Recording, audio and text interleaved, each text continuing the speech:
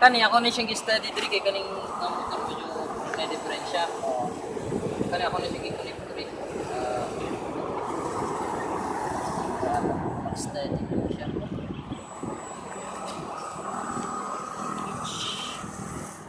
Sa pitch. Hindi yung karon. Sayang ko na gyro na niya.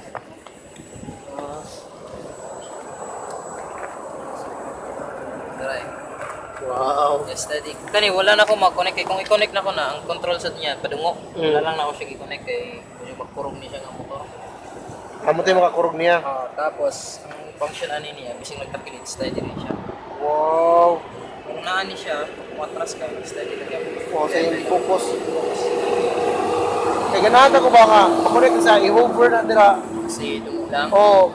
Pwede raw ta kaso ang problema mo was okay, mo nang mag-vibrate siya. Mo dito. Karon no. Plastic.